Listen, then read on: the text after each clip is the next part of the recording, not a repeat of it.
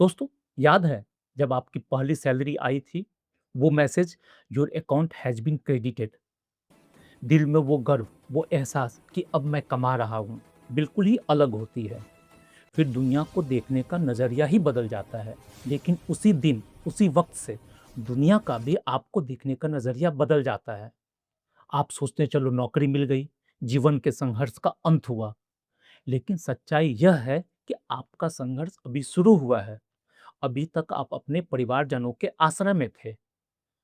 अब आपने अपने वास्तविक जीवन के संघर्ष में कदम रखा है और अगर आपने यहाँ फाइनेंशियल डिसिप्लिन नहीं रखा, तो फिर आप चाहे कितना भी कमा लें, आप आगे नहीं बढ़ सकते हैं।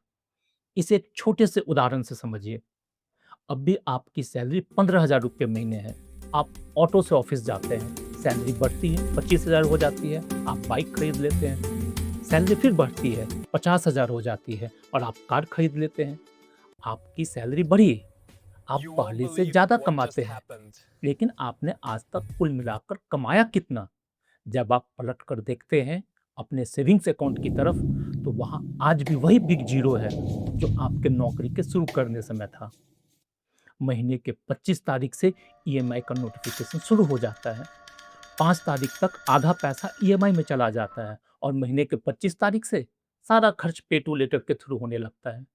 दोस्तों, हम और आप में से कमाने वाले ज़्यादातर लोग इसी लूप में फँस जाते हैं और इसीलिए ज़रूरी है अपने पहले सैलरी या अपने नौकरी की शुरुआत से या आज से सेविंग और बचत का शुरुआत करना, फाइनेंशियल डिसिप्लिन को मेंटेन करना। दोस्तों, अगर बढ़ते सैलरी के साथ आप अपना प्रोफाइल भी हाई करते चले जाते हैं, तो आपने कमाया कुछ नहीं, बस अपनी ज़िंदगी को महँगा बना लिया है। जैसे जब आपकी सैलरी 15,000 रुपए थी, तो आप 30 रुपए में ऑफ़िस आते-जाते थे और अब आप कार से 175 रुपए में आते-जाते हैं। मतलब ये कि आपने अपनी ज़िंदगी को सिर्फ़ 6 गुना महँगा कर लिया है।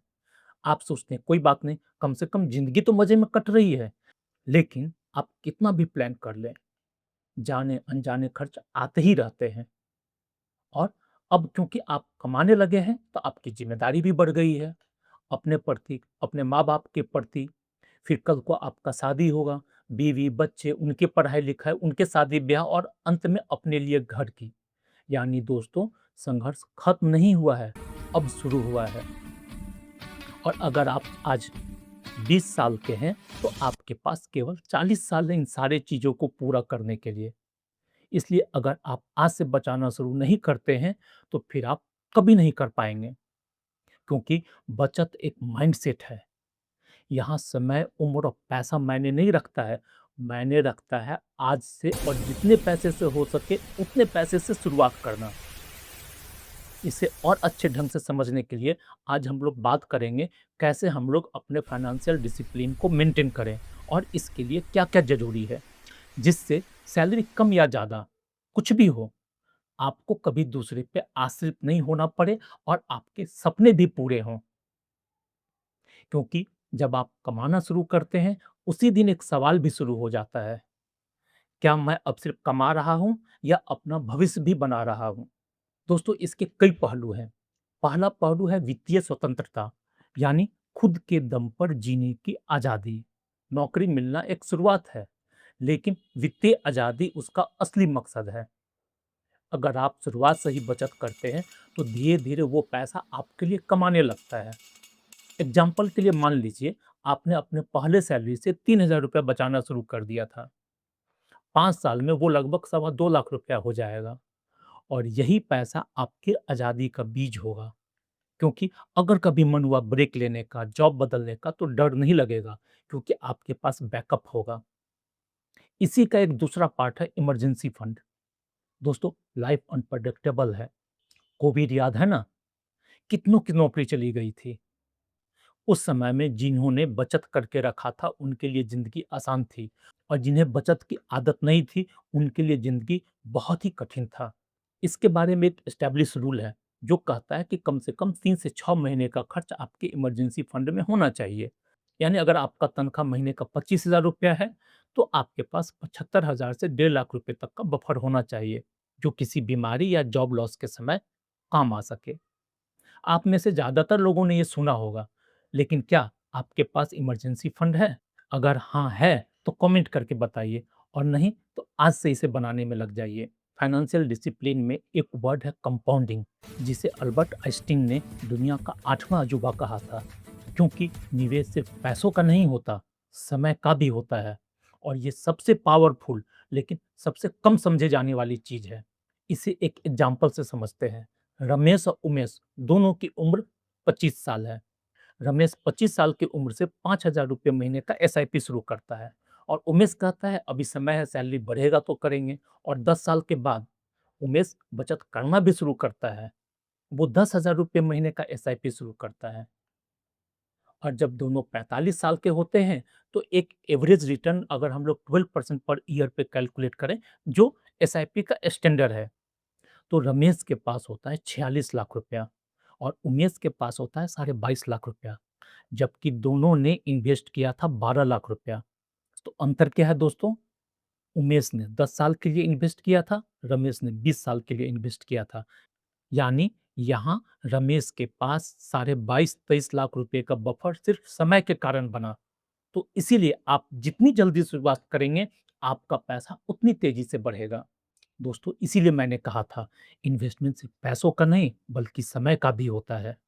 क्योंकि सिर्फ पैसा नहीं, समय भी आपके लिए काम करता है। इसका एक और भी बड़ा पहलू है दोस्तों, मानसिक शांति का। बचत मतलब सुकून। जब आपके पास पैसों का कुशन होता है, तो आप हर निर्णय कम डर और ज़्यादा सोच से ले सकते हैं। एग्जाम्पल के लिए मान लीजिए आपका छोटा भाई या आपका बेटा बोलता है कि मुझे ये कोर्स करना है, लेकिन तब आप सोचते हैं ईएमआई देनी है, बचत तो है नहीं, थोड़ा बचाया होता तो आज इसका जीवन बन जाता। आप जब कमाना शुरू करते हैं तो आपके ऊपर परिवार की जिम्मेदारी भी आ जाती है। इसलिए कल की तैयारी आपको आज से करनी होगी। नौकरी शुरू करने के साथ ही आपकी जिम्मेदारियां भी खड़ी हो जाती हैं। माता पिता की मदद, शादी या बच्चे का भविष्य। अगर शुरुआत में बचत की आदत है तो आगे चलकर कर्ज लेने की जरूरत नहीं पड़ेगी। यही बचत आपको अपने परिवार का सहारा बनाती है। इसका एक और भी इम्पोर्टेंट पहलू है, लंबी अवधि के लक्ष्यों को पूरा करना। सपने सिर्फ पैसे से नहीं, योजना से पूरे होते हैं। घर खरीदना, विदेश यात्रा पे जाना, स्टार्टअप शुरू करना, इनमें से कौन सा सपना बिना बचत के पूरा होता है? सोचिए, अगर आप किसी कॉर्पोरेट जॉब में हैं, जिंदगी टारगेट और डेडलाइन में फंसी पड़ी है, आप 45 साल की उम्र में आ गए हैं, अब आप चेंज करना चाहते हैं, कुछ नया करना चाहते हैं, तो याद कीजिए, आपने 25 साल की उम्र में 5,000 रुपये का एसआईपी शुरू किया था, जो आज 46 लाख रुपया बन गया है। सिर्फ उस एक एसआईपी से, जो आपने अपने नौकरी के शुरुआत में शुरू किया था। दोस्तों, अब आप बताइए, अगर आप इस सिचुएशन में होते तो इन पैसों से क्या करते? दोस्तों, हर बड़ा सपना छोटे कदमों से शुरू होता है। अगर आप हर महीने अपने सैलरी का सिर्फ 20% बचाते हैं, तो कुछ ही सालों में आपका सपना हकीकत बनना शुरू हो जाता है। नौकरी के शुरुआत से ही एक ऐसी जिम्मेदारी है जो आपको उसी समय शुरू करनी पड़ती है। वो है रिटायरमेंट का प्लानिंग। 60 की उम्र में शांति चाहिए, तनाव नहीं। हर कोई चाहता है कि बुढ़ापे में उसका पैसा उसके लिए काम करे, लेकिन वो तभी होगा जब आप आज से बचाना शुरू करेंगे। ईपीएफ, एनपीएस या म्यूचुअल फंड, इनसे जो कॉर्पस बनेगा, वो भविष्य में आपकी तनख्वाह बन सकता है। और इसीलिए मैं कहता हूँ, नौकरी की शुरुआत ईएमआई से नहीं, एसआईपी से होनी चाहिए। बचत छोटी हो सकती है, लेकिन उसका असर बहुत बड़ा होता है, क्योंकि पैसा नहीं, बचत की सोच अमीर बनाती है। दोस्तों, अगर ये बात आपके दिल को लगी हो तो मेरे वीडियो को लाइक कीजिए और अगर आप मेरे चैनल पर नए हैं तो मेरे चैनल को सब्सक्राइब कीजिए। और हाँ, हर महीने बचाइए, चाहे थोड़ा ही बचाइए, क्योंकि आज की बचत कल का सुकून है। मिलते हैं फिर अगले वीडियो में, तब तक के लिए मैं दीपक आपसे विदा लेता हूँ। नमस्कार।